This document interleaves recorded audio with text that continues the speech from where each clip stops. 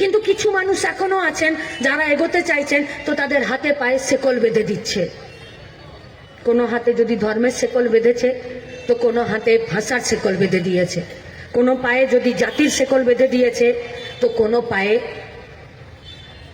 তাদের পিছু টানের শেকল বেঁধে দিয়েছে। পিছু টান মানে একটি কাজ করে, সংসার আছে, পরিবার আছে, কোনো রাস্তায় বসে একটা ছোট কোনো দোকান ব্যবসা চালায়, যদি লড়তে যাচ্ছে তাহলে তৃণমূল, বিজেপি, পুলিশ, গুন্ডা এসে তাদেরকে ধমকাচ্ছে। তাহলে চারটা শেকল দিয়ে আমাদেরকে কাউকে কাউকে বেঁধে রেখেছে। কোথাও ধর্মের শেকল, কোথাও জাতের শেকল, কোথাও ভাষার শেকল, কোথাও পিছু টানের শেকল। আর कोई कोई का गले में कुत्ते का पट्टे के जैसा बांध कर रखे हैं, তাদেরকে পাঁচটা শেকল দিয়ে বেঁধে রেখেছে। আর সেই শেকলটা হচ্ছে দুর্নীতি।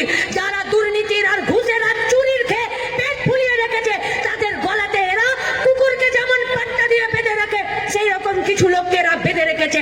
আমরা বলছি প্রত্যেকটা দিন লাল ঝান্ডা শক্ত হচ্ছে, হাতে পায়ে জাত, ধর্ম, ভাষা, জাতি পিছু টানের শেকল যেমন ভাঙবো, ঠিক সেরকমই এদের গলা থেকে কুত্তার পাট্টার মতন দুর্নীতির বকলেসটাও আমরা আলগা করে দেব।